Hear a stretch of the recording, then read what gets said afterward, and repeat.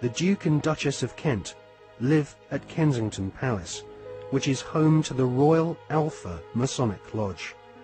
The Royal Alpha Lodge was established by the Duke of Sussex after he became Grand Master of United Grand Lodge in 1813.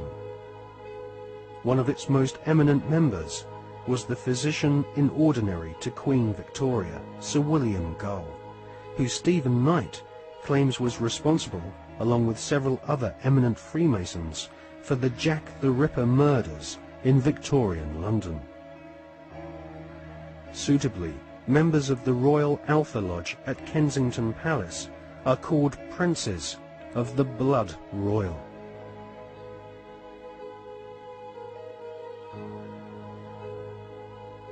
Secret societies across the planet proudly claim to have geniuses such as Mozart and kings amongst their membership.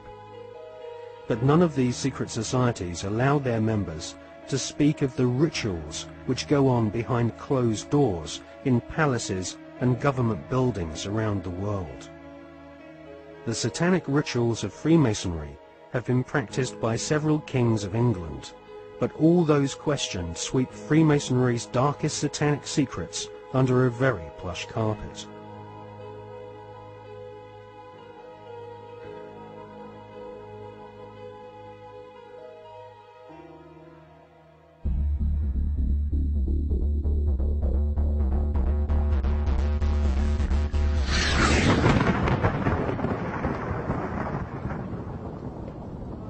Hawati en tawi, tem jefa kau, ta pen em awef, mu f, ta f, sem f, menemenet f nebet, hayet nebet, enenet nebet, jedefuet f, awet f, haset, semau em sa nut.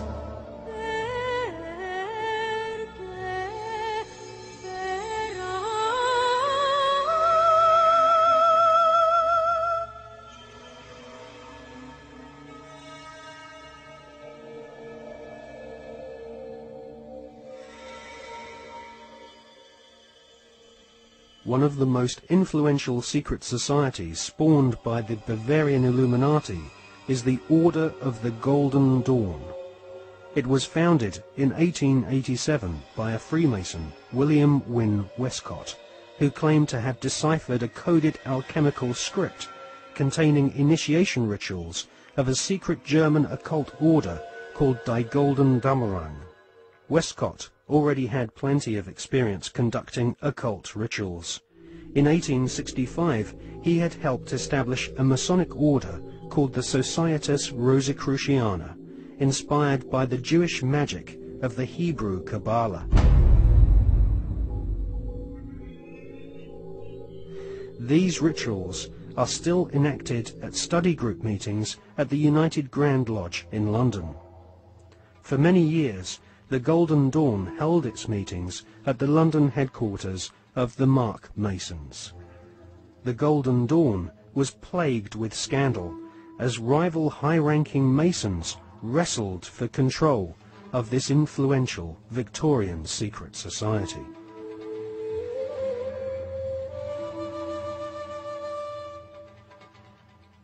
In 1891, Westcott lost control of the Golden Dawn to another high-ranking Freemason magician called MacGregor Mathers. Together with the poet W.B. Yeats, they devised new magical rituals and initiated the senior members of Britain's aristocracy. In 1903, control of the Golden Dawn was yet again seized by another Freemason called A.E. Waite. The rituals of the Golden Dawn were similar to ancient witchcraft. At the Old Bailey in 1901, two Golden Dawn associates, Mr. and Mrs. Horos, were tried for rape. They had used the Golden Dawn initiation ceremony to beguile their teenage victims. The Golden Dawn was nothing more than Freemasonry with added semi-satanic and sexual mysteries. The Golden Dawn still survives to this day. In 1987, a conference was held in London to commemorate the centenary of the Golden Dawn's conception. The conference was organised by the Hermetic Research Trust, whose trustees include the Marquis of Northampton, who is a prominent Royal Arch Freemason. Satanists do not take part in certain rituals with certain sounds in certain places and certain colours and certain, verbal statements. They don't do it because, oh, that'd be nice, let's say that, and then shall we have a bit of red, or what do you think? No. It's done because everything in this reality is vibration. Consciousness in this reality is vibration. Everything is a vibrational field. This is how astrology works. When we're born, where the planets are, they're sending out vibrational projections that are affecting the vibrational field that we are born into, and that's why we are affected differently at different times of the year. Therefore, they understand this, and they're manipulating these vibrational fields all the time to manipulate us.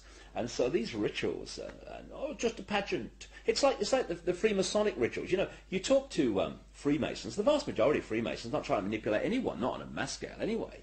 And they'll say, so what about these rituals, mate? Oh, I don't know.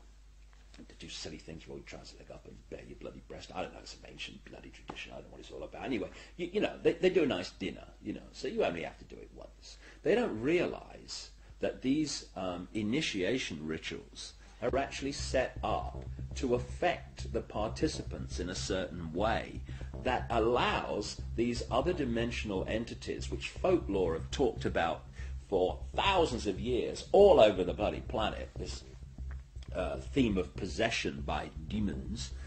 These are entities that exist just outside the frequency range of the five senses.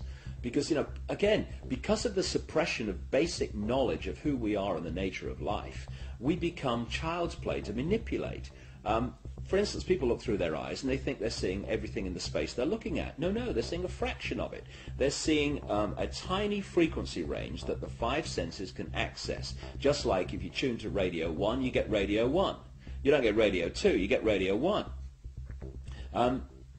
And this is why, if there was a cat in this room now, it might be reacting to what is to us here empty space.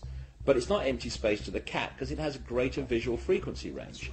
Now, just outside the frequency range of the five senses are entities that are manipulating this five-sense reality through these particular bloodlines. And one of the key places where this possession takes place is during these satanic rituals and gatherings, when the vibrational environment is created by the ritual that allows this takeover of the mental and emotional processes of these people to take place. And this is why you'll meet so many people who've known famous politicians and staff when they started in politics or before they came into politics. And they'll say, mate, that guy ain't the bloke that I knew. Well, mentally and emotionally, that's literally true in a lot of cases because of this possession that takes place. And people think it's kind of far-fetched and was maddening. That may happen in Babylon, but not now. Well, please. That very thought is the greatest defense mechanism this grotesque conspiracy has to protect it.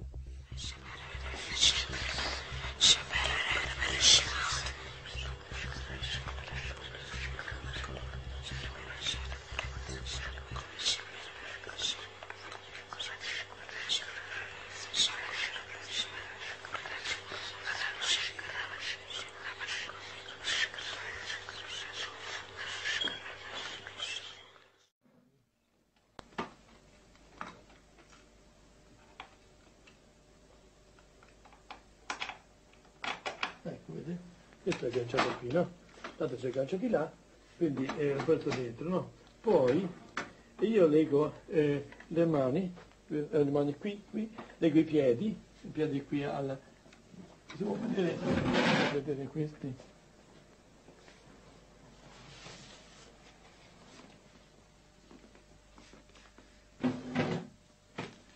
E questo generalmente si può legare il braccio, vedete?